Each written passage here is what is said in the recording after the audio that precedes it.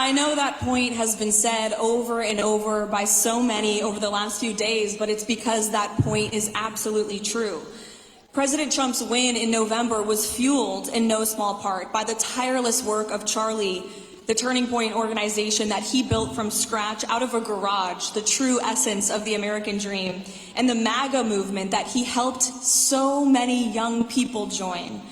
The important work that's being done every day right down the street from here at 1600 Pennsylvania Avenue that I witness to restore American greatness, it's happening in large part due to the blood, the sweat, and the tears that Charlie poured into this movement, not just during the 2024 cycle, but all the way back to the founding of Turning Point 13 years ago. Charlie fundamentally believed in the potential and the promise of so many in this room, young, patriotic Americans. And he inspired millions of us across the country to get off the couch and to enter the political arena to fight for our nation's conservative values.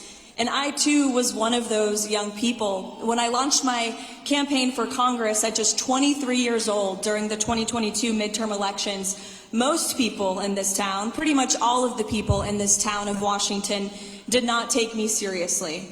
Charlie Kirk, however, did. Charlie and his political PAC, Turning Point Action, immediately embraced me with open arms and endorsed my campaign.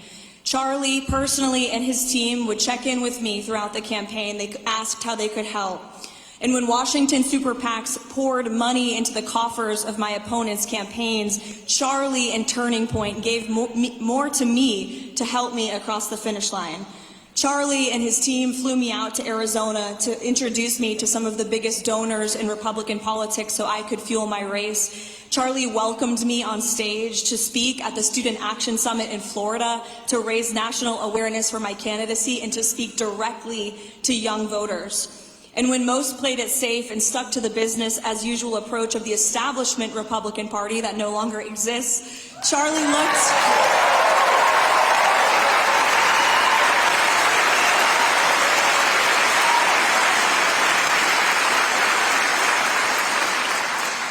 looked for the outsiders, the up-and-coming truth tellers with new ideas who weren't afraid to challenge the status quo.